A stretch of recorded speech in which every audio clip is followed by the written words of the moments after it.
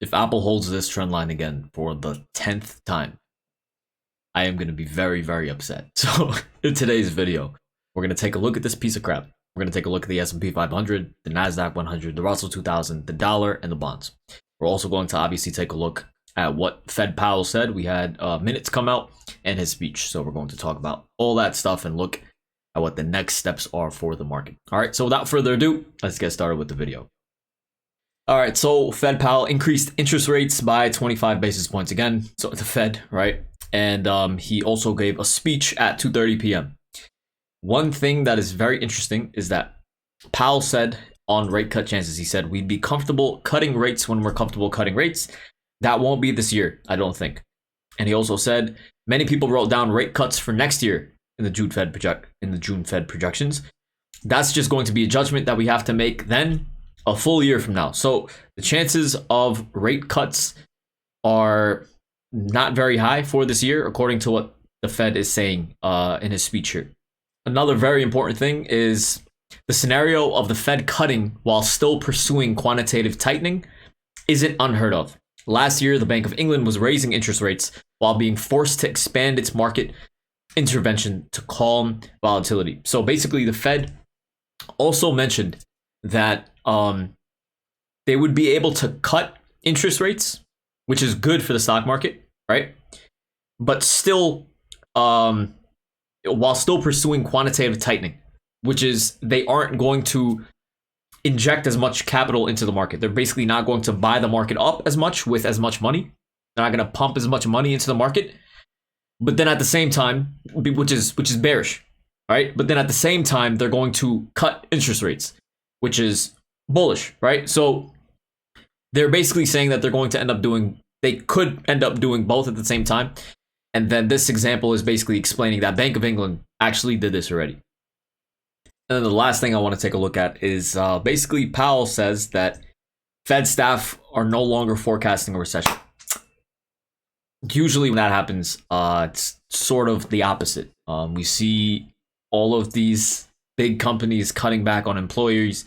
Obviously, like the interest rates are going to continue rising. There's not going to be a cut on interest rates. The best case scenario on interest rates is that they'll make a pause, but it looks, from his past statements, he says that there's not going to be a cut for at least a year. So with interest rates continuing to rise, obviously that's still not good for the companies, because companies are going to take a very large hit on their money. And there's a reason why all of these different large companies cut back on major percentages of their workforce. So if these companies were not worried about all of this stuff, this is not even to mention what is going on with the banks still. With interest rates continuing to rise, banks are still left in a precarious position. So there's still a lot of things that are up in the air at the moment. And this is kind of pretty, in my opinion, usually when someone says something like this, usually the opposite is the case. So that's just my opinion. But everything else, the banks are still going to take a hit.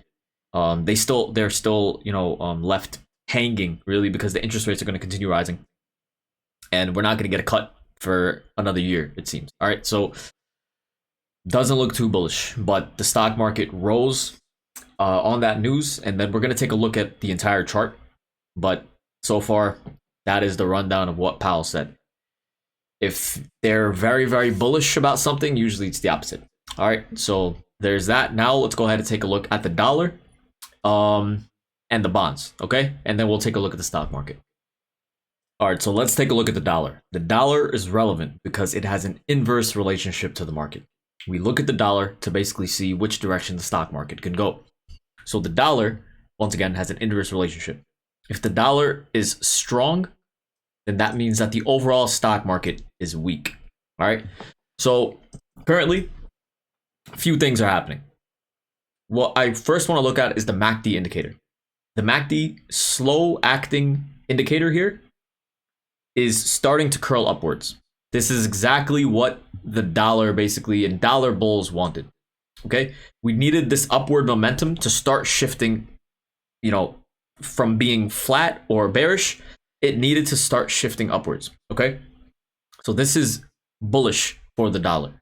The other thing is the dollar is doing exactly what it needs to do in terms of being this overbought in terms of the MACD, right? We're increasing very substantially on the dollar here, and we're still holding above these levels of supports. So 100.4 is, and 100.4 to 100.5 is very major support on the dollar. And if we remain above that zone, then it's very, very good, and the dollar is going to remain bullish. So once again, it's a very good sign that this MACD indicator is increasing here. It's a very good sign that the faster acting MACD line is in cloud 9 at the moment. It's very, very overextended to the upside, and it's also very good that the dollar is still holding above support. Immediately, obviously, this is a red candle, but as long as the dollar, even if it makes another low here tomorrow, it falls a bit lower, this is a good sign and a good place for it to get a bounce. So this could be an area where we get a bounce tomorrow, and then tomorrow, basically, if we get a close above 10, basically this high here from Friday, if we get a close above that high on Friday, then that gives more room for the dollar to continue up. And as the dollar continues up, that's obviously bearish for the stock market. So all eyes tomorrow on where we close above. And yeah, it's going to be very interesting. But for now, the momentum is bullish on the dollar, in my opinion. All right, so this is a chart of the bonds. The bonds are relevant because they have a more correlated relationship to the market. If the bonds are strong, right?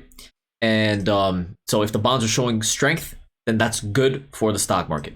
And the bonds affect the stock market at extremes. Okay, so if the bonds can start like showing a lot of strength and break and close above major levels of resistance, that's when the bullish pressure or the bullish move in the bonds would correlate and then show in the stock market. But right now, small bullish moves or small periods of consolidation and bearishness do not affect the stock market. The small moves in the bonds do not affect the stock market. All right, so right now, this is, if you're just looking at the bonds right now pragmatically, right, this is not the most bullish setup on the bonds, but we're holding this level of support, but it's really, really difficult to be extremely, extremely bullish. This is a very, very bearish sort of setup here, but as long as we hold this level of support, you could basically wait for a bounce, but this is not really the best setup that you want to see for bulls, right?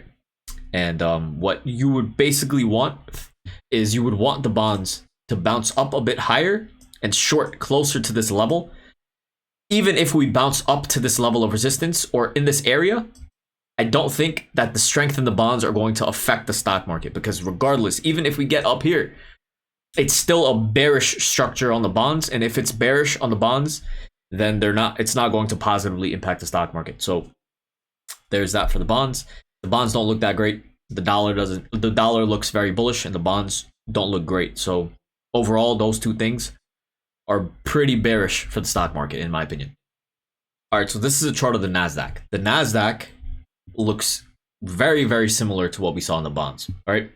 And the most important thing that I want to take a look at on the NASDAQ is, yes, not only is this a bear flag, and bear flags end up breaking lower, right? Bear flags are obviously a bearish pattern. This MACD is very, very far oversold, right? So we should be getting a bit of a bounce on the NASDAQ, but this slower acting MACD line is starting to push downwards now. So the momentum is starting to fall to the downside. What we need to see on the NASDAQ is we need to see extreme, extreme buying pressure. And that is really the only way I think we need to see like really, really extreme buying pressure. And that's the only way that I think we're going to break this downward momentum according to the MACD. All right, we need a close clearly above 390, 379, 380, and then we'll comfortably might be able to make a base, but all eyes on this 379, 380 level on the NASDAQ. if we can close above that level, then that would mean a bit more upside. But for now, if we're comfortably trading below 380, then that is not bullish at all for the stock market or for the NASDAQ. And it's going to be very interesting to see how this MACD, as we move upwards on the MACD, will that give a correlated move to the upside on the NASDAQ or not? And for now, we basically just we need to see what happens. This is a bear flag. This is not bullish on the NASDAQ. The dollar is strong, and the bonds are also not showing strength. So this is not too good for the stock market, or for the NASDAQ especially. So now one of the main things I want to take a look at is Apple. All right, and since January, we can see that this trend line held numerous times. So this is January of 2023, right?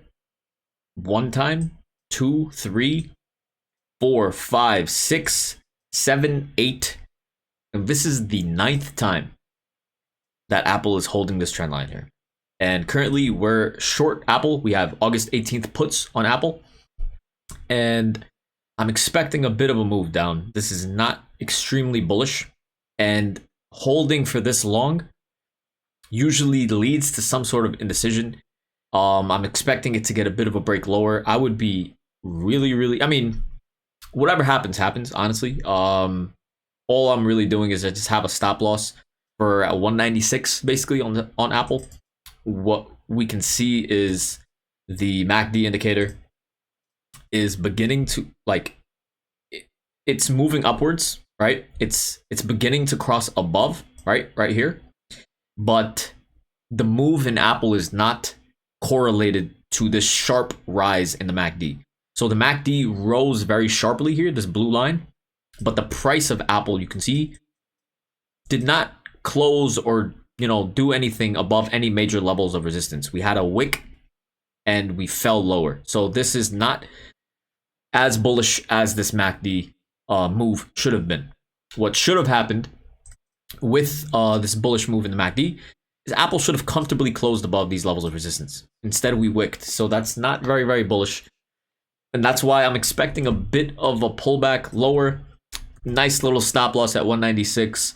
If we close above 196, then it is what it is. We'll reconsider. We'll take a look at what's going on with the dollar. We'll take a look at what's going on with the SPY again as well. But yeah, right now, short Apple. And the NASDAQ also doesn't look that great. The bonds don't look that great. And the dollar looks strong. So next, we're going to take a look at the S&P 500 and then the Russell. All right. All right. So the Russell, clearly very strong, was the biggest winner. And we got a nice move to the upside in the Russell. Okay. It was green and it basically kept the S&P 500 green as well. And not really much else to look at. We wicked. We didn't get a close above any major levels of resistance. They're making it look very bullish.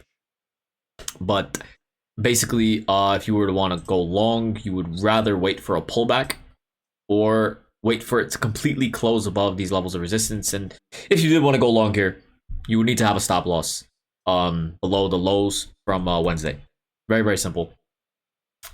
IWM looks bullish, but not exceedingly bullish, right? And the S&P 500 also doesn't look, spectacular. Once again, this is a rising bull flag, and when bull flags are created like this with an uptrend like this, it doesn't always lead to more upside.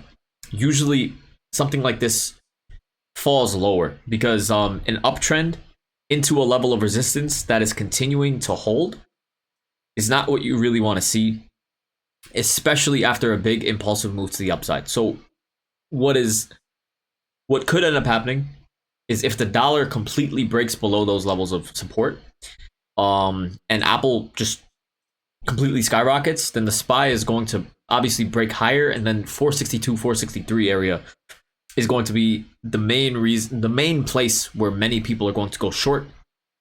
And then once again, that would coincide with the percentage increase of 4 to 4.5% to the upside after a big gap up. So again, remember, we were taking a look at what happens the last 2 times in the past decade when the S&P 500 gapped up like this. We averaged around 4.3 to 4.8% gain from the lows of that first day. That would put us around this area. You know, it's just really, really tough to be extremely bullish at these levels. I would rather be short. I would rather add to puts with a very, very tight stop loss. Now is not the place where I want to try to go long. And especially, once again, I would rather go short up here as well. I am not thinking... Right now, I'm short Apple. We're short Apple. I don't think Apple... You know, we have a very, very tight stop loss on Apple, 156. If it holds the trend line again, that's great. But, you know, there's the whole picture. All eyes are really going to be on the dollar moving forward. And yeah, we just have to see how the NASDAQ and if the IWM can just continue. If the IWM continues ripping, and ideally that'd be great. If the IWM continues ripping, that would mean that the NASDAQ would fall. But yeah, let's see. Honestly, let's see what happens. But I hope you guys enjoyed today's video. Nice, safe, tight trade. You know, we got contracts for almost a month out. Pretty safe. So yeah, you know. But with that being said, I hope you guys enjoyed today's video. Please make sure to like, comment, subscribe, do all that good stuff. And I will see you guys bright and early tomorrow morning in the live stream. All right, take care. Have a good one.